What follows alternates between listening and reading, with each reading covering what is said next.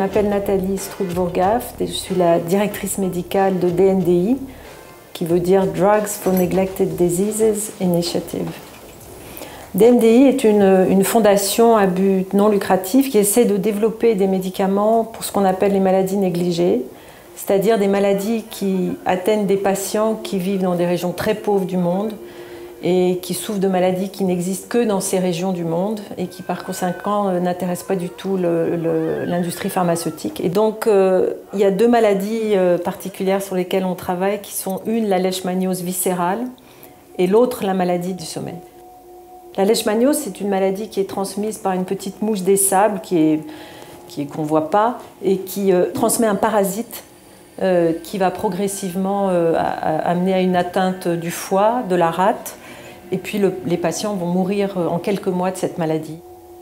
La maladie du sommeil, c'est la maladie qui est transmise par la mouche tsetse. C'est une maladie qui tue et qui affecte des patients très pauvres qui vivent près des rivières dans la forêt congolaise ou dans d'autres régions. Et donc on essaie de trouver des nouveaux médicaments qui soient aussi plus faciles à administrer aux patients. Ce qu'on aimerait idéalement, c'est que ces médicaments puissent être utilisés dans les villages. Parce que ces patients sont très pauvres, mais vivent aussi, en plus, dans des régions très reculées. Ils sont loin des systèmes de santé, des hôpitaux et des structures de santé qui pourraient les traiter.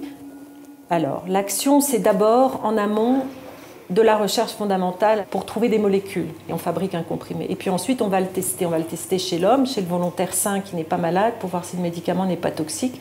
Et puis ensuite, on va le tester chez le malade. Et une fois que tout ça est fait, et si on a réussi, on va essayer de faire enregistrer ce médicament et de le faire adopter par les programmes de santé. Mon rôle personnel, c'est de faire un peu la mayonnaise et de faire en sorte que toutes ces activités se passent bien et que la protection de sécurité des patients est assurée et que les essais cliniques sont faits d'une façon rigoureuse et conforme à ce qu'on attend. Je vais visiter en général les sites avant qu'on démarre des essais cliniques puisque c'est très important de voir ce qu'ils ont comme compétences et puis ce qu'il faut compléter. Pour l'instant, les maladies négligées ne sont pas en régression. On n'a pas terminé notre travail sur ces maladies-là, donc il faut qu'on reste concentré là-dessus. Parce que ce sont des maladies qui ont vraiment besoin que quelque chose soit fait.